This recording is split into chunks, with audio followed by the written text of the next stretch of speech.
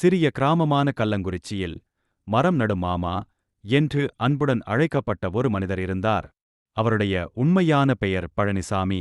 ஆனால் தன் வாழ்நாள் முழுவதும் ஆயிரக்கணக்கான மரங்களை நட்டு வளர்த்ததால் எல்லோரும் அவரை அப்படித்தான் அழைத்தார்கள்.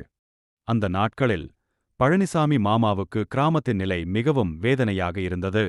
இனி ஒரு மரத்தையும் வீணாக விடமாட்டேன், முடிந்தவரை மரம் நடுவேன் என்று ஒரு பெரிய முடிவை எடுத்தார். ஒவ்வொரு நாளும் காலையில் பழனிசாமி மாமா தன் பழைய சைக்கிளில் புறப்படுவார். கிராமச் சாலைகள் ஓரம், பள்ளிக்கூடம் அருகில், கோவில் நிலங்கள் என வெற்று நிலங்களைத் தேடிச் செல்வார். கிடைத்த இடத்தில் எல்லாம் குழிகள் தோண்டி கவனமாக மரக்கன்றுகளை நட்டு தண்ணீர் ஊற்றுவார்.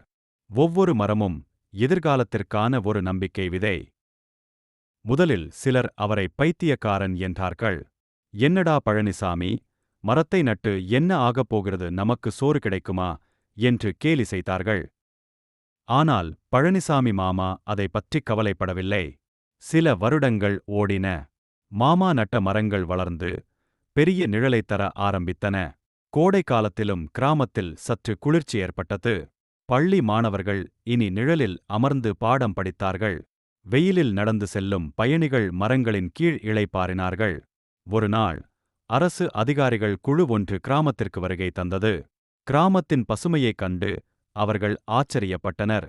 இது எப்படி சாத்தியம் என்று விசாரித்தார்கள். கிராம மக்கள் ஒன்று சேர்ந்து பழனிசாமி மாமாவை பற்றி கூறினார்கள். அதிகாரிகள் மாமாவை பாராட்டினர். மேலும் அவரது பணிக்கு தேவையான உதவிகளைச் செய்வதாகவும் உறுதியளித்தனர். கிராம மக்கள் ஒன்று சேர்ந்து பழனிசாமி மாமாவை பற்றி கூறினார்கள். அதிகாரிகள் மாமாவை பாராட்டினர். மேலும் அவரது பணிக்கு தேவையான உதவிகளைச் செய்வதாகவும் உறுதியளித்தனர். பழனிசாமி மாமா ஒரு உண்மையான உள்ளூர் கதாநாயகன். அவரது தன்னலமற்ற சேவையும் என்றும் செழித்து நிற்கும்.